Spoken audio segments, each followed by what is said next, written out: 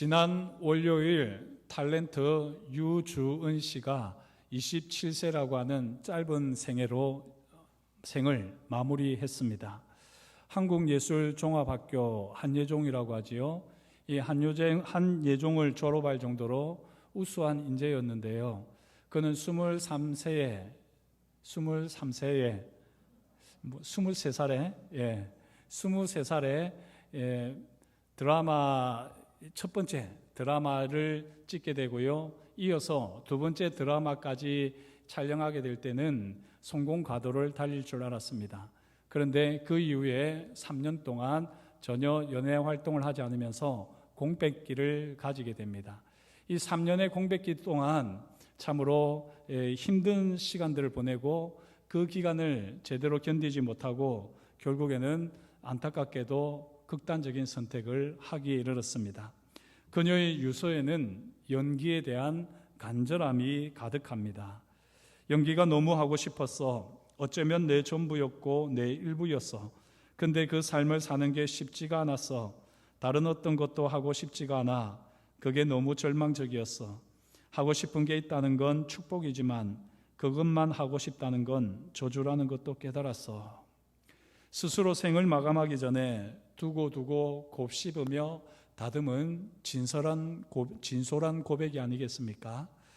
하고 싶은 게 있다는 건 축복이지만 그것만 하고 싶다는 건 저주라는 것을 깨달았다. 참 마음에 사무치는 표현입니다.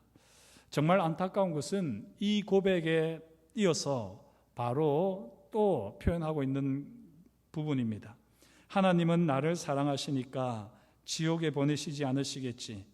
내 마음을 헤아려 주시고 앞으로 나를 돌봐주실 거야. 그러니 모두들 걱정하지 마.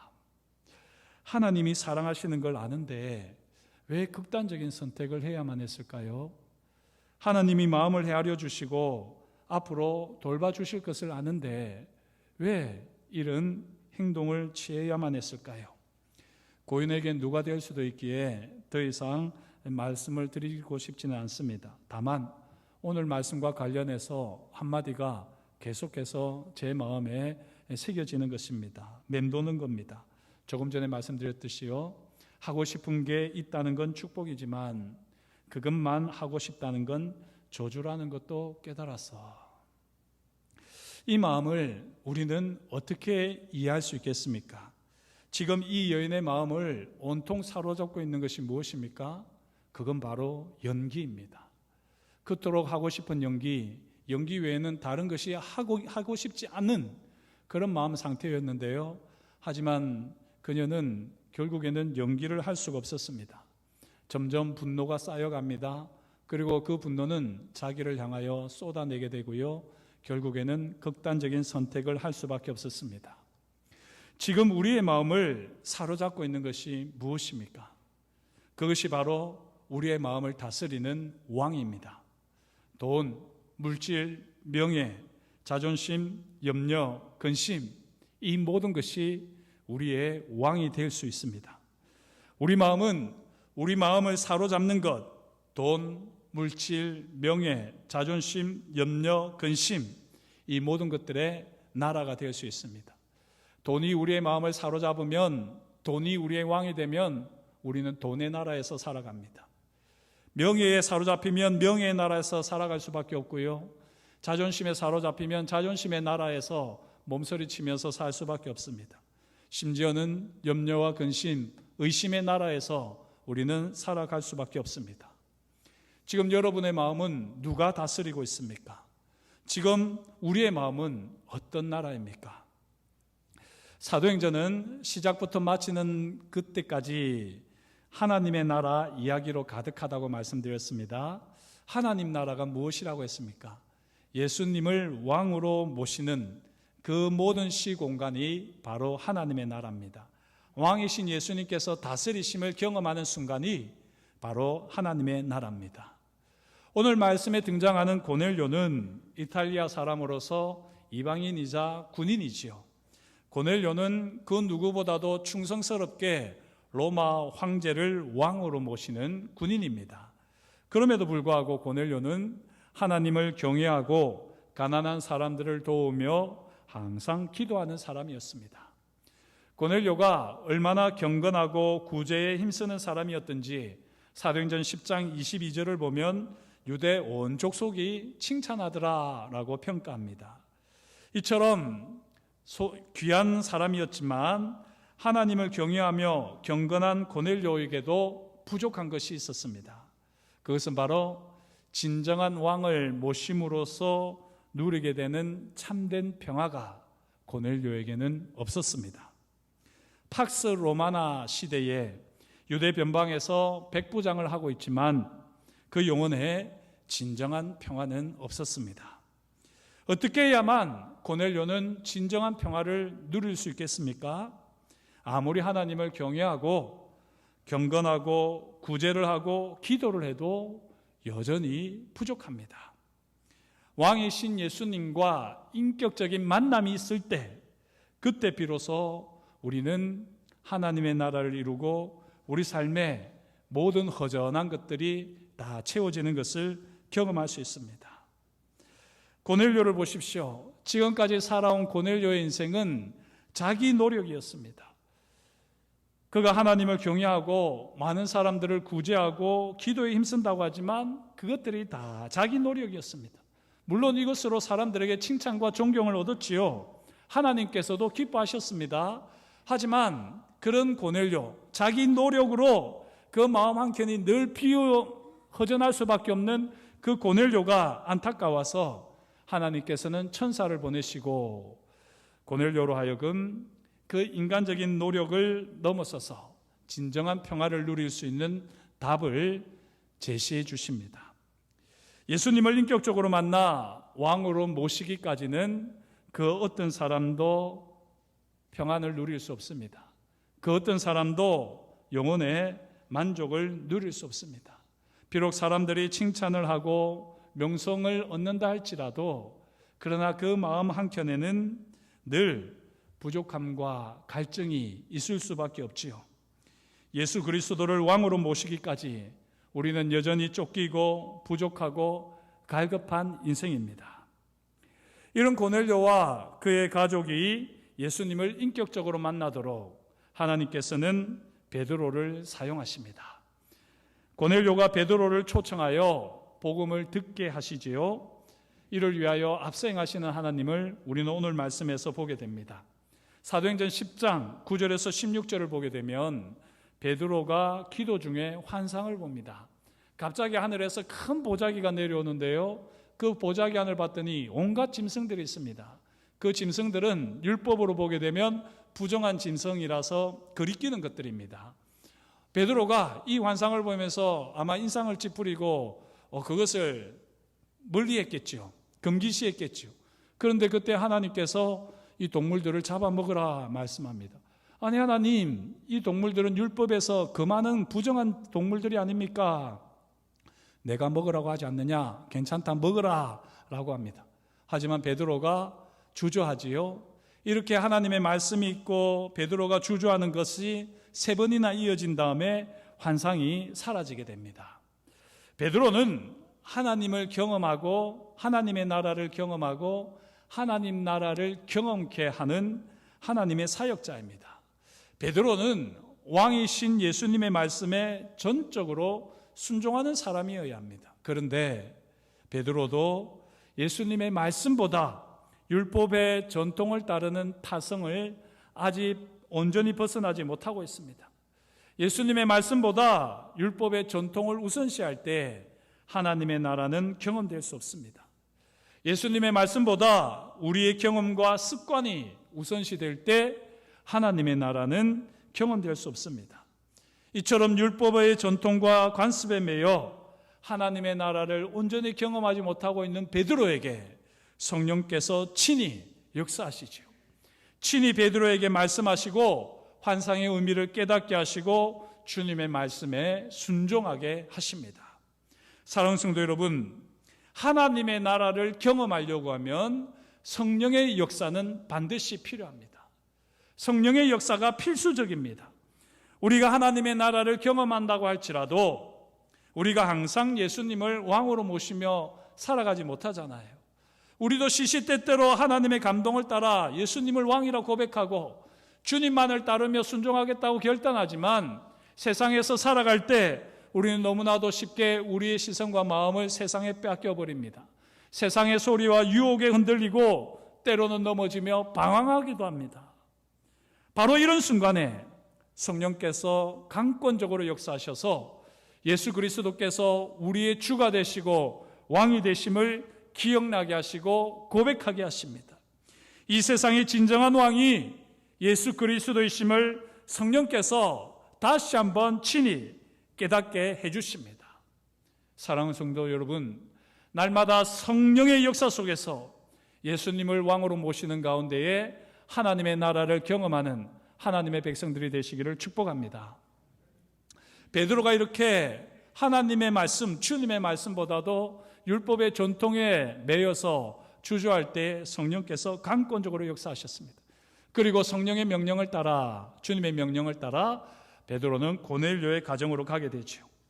이제 성령께서는 고넬료 가정에 하나님의 나라가 이루어지도록 베드로를 통하여 역사하십니다. 그런데 이 성령께서 역사하시는 방식을 보면 조금 독특합니다. 성령께서 어떻게 고넬료 가정에 역사하실까요? 성령께서 임의로 역사하실까요? 사실 성령님은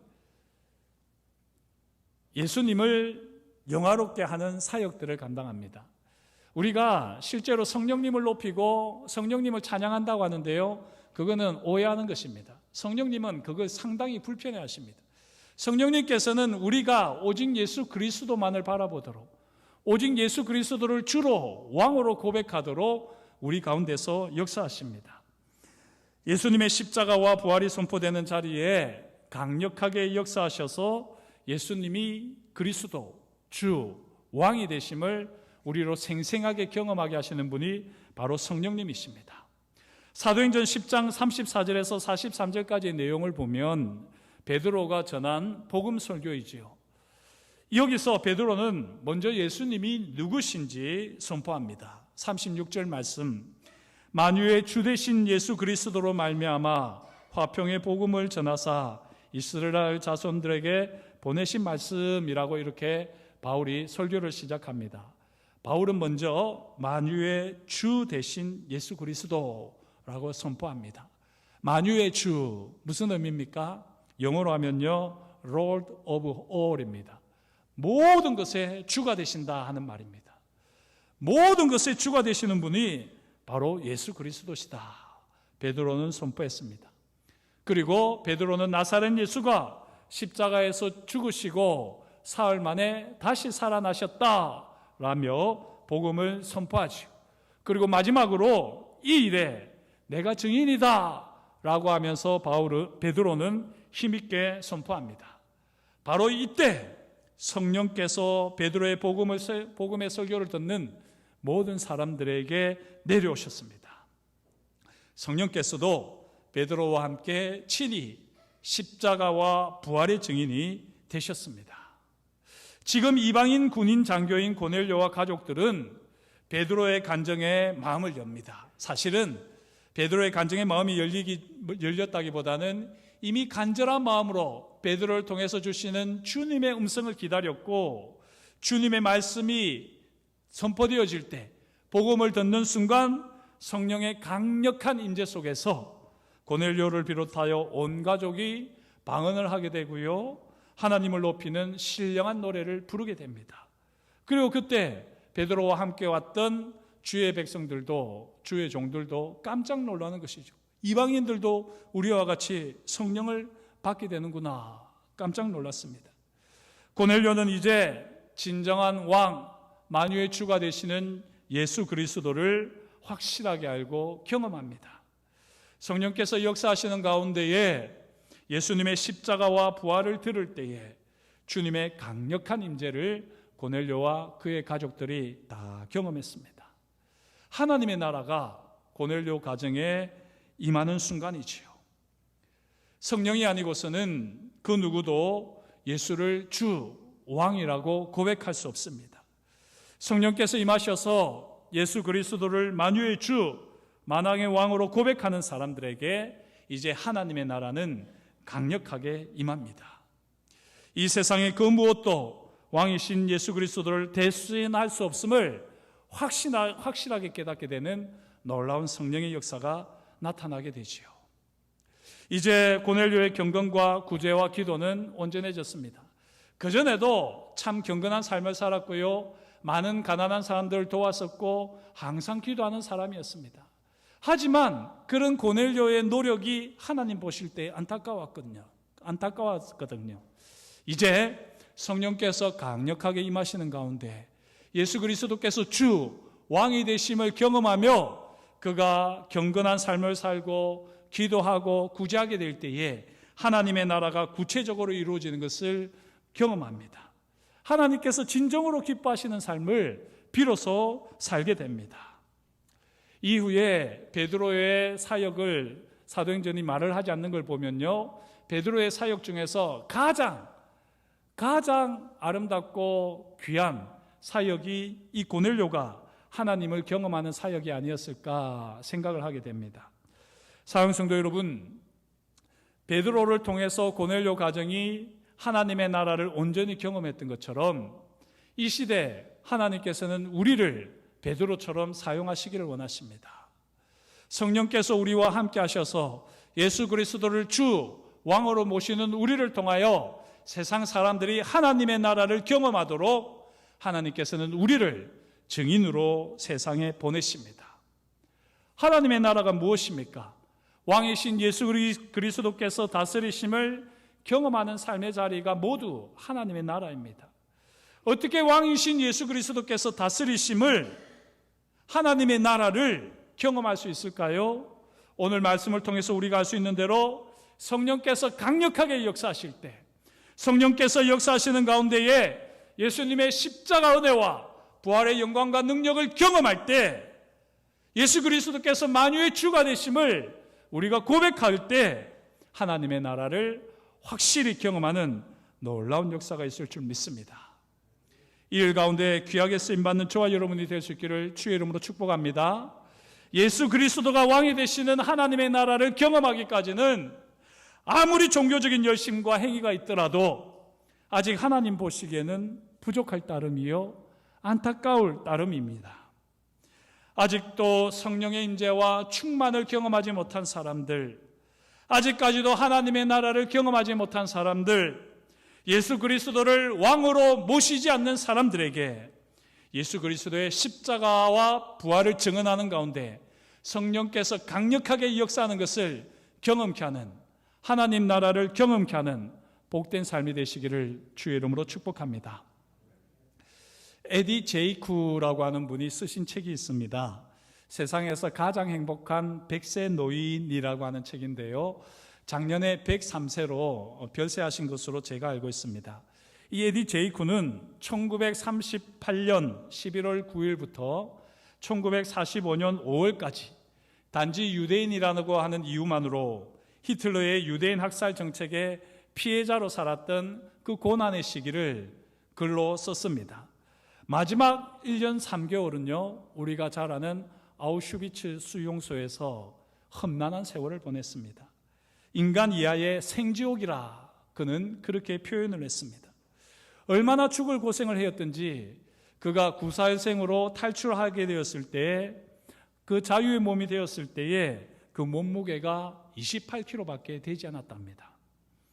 에디 제이큐가 아우슈비츠 수용소라고 하는 이 생지옥에서 수많은 사람들이 죽어나가는 그 순간에도 생명을 부지할 수 있었던 이유는 딱 한 가지였습니다. 마음을 나눌 수 있는 한 사람, 친구 크루트가 있었기 때문이다 라고 그는 기록합니다. 헤어졌다가 기적적으로 만나는 일을 여러 번 반복하면서 가족보다도 더 소중한 사람이 되었습니다. 바로 이 크루트가 있었기에 온갖 피비린내 나는 죽음 앞에서도 끝까지 살아날 용기와 희망을 가지고 버텼다고 그는 고백합니다. 그가 주는 인생 교훈은 한마디로 표현하면 다음과 같습니다. 나를 사랑하는 한 사람만 있으면 이 세상은 살아갈 가치가 있다. 성경 말씀은 아니지만 한번 같이 고백해 보실까요? 같이 읽겠습니다. 나를 사랑하는 한 사람만 있으면 이 세상은 살아갈 가치가 있다. 사랑하는 성도 여러분, 혹시 지금 나 혼자 있는 것 같아서 나 홀로 외로움과 고독 속에서 힘들어하시는 분은 없으십니까? 심지어 나를 잘 알고 또 나의 힘이 되어줄 거라고 여겼던 가족마저도 나를 외면하는 것 같고 나를 모르는 채 하는 것 같고 전혀 내 마음을 몰라주는 것 같아서 답답하고 미칠 지경이십니까? 정말 한 사람만, 나를 사랑하는 한 사람만 있다면 이 세상을 살아갈 가치가 있다라고 여기며 살아갈 텐데 그 한 사람이 없다고 지금 여겨지고 있지는 않습니까? 오늘 말씀을 기억하십시오. 우리 주님께서는 지금도 살아계셔서 우리와 동행하여 주시는 줄 믿습니다. 이 세상에 그 누구 한 사람이 없는 것 같을 때라도 주님께서 우리를 지켜보고 계십니다. 그리고 우리가 정말 힘겨워할 때 말할 수 없는 탄식으로 성령께서 우리 속에서 울부짖으시면서 우리를 대신해서 기도하시고 우리의 삶의 자리, 고난의 자리, 힘겨운 고통의 자리에서 우리와 함께하여 주십니다. 성령께서 우리 가운데 더 온전히 역사하시도록, 그래서 오직 주님만이 나의 주, 나의 왕이 되심을 고백하며 하나님의 나라를 경험하기까지 주님, 제가 이제 더 이상 다른 사람을 돌아보지 않겠습니다. 사람에게서 위로를 기대하지 않겠습니다. 기다리지 않겠습니다. 오직 왕이신 주님만을 바라보며 성령의 충만함을 구하겠습니다. 그렇게 우리가 기도하며 나아갈 때에 주님께서, 성령께서 하나님의 사람들을 감동시키셔서 우리의 이 외로운 인생길에 동행자가 되어주시고 또 친구가 되어주시도록 역사하여 주실 줄 믿습니다. 기억하십시오. 나를 사랑해주는 한 사람이 없는 것 같은 그 순간에도 우리 주님이 계시고 성령께서 우리와 함께 하십니다. 성령으로 충만한 가운데 하나님의 나라를 경험하는 이번 한 주간이 되시기를 주의 이름으로 축복합니다. 기도하겠습니다. 하나님 아버지, 오늘도 주님께서 우리와 함께하여 주시고 오늘도 말씀하여 주시니 감사합니다. 주님, 고넬료의 그 인간적인 수고를 주님께서 안타깝게 보시고 성령의 감동을 통하여 성령의 역사로 다시 한번 예수 그리스도가 왕이 되심을 고백하게 하시고 하나님의 나라를 경험케 하시니 감사합니다. 주님, 우리 삶의 자리에서도 하나님 힘들고 어려울 때에 아무도 내 친구 하나 없는 것 같을 때에 우리 주님이 계신 것을 기억하게 하여 주십시오. 또한 우리가 힘들고 지쳐 쓰러지려고 할 때에 우리 주님께서 함께하여 주셔서 성령으로 충만하게 하시고 하나님의 영광의 도구로 쓰임받는 예배자의 삶이 되어질 수 있도록 우리 가운데 일하여 주시옵소서. 그렇게 일하실 것을 인하여 감사드리며 예수님의 이름으로 기도드립니다. 아멘.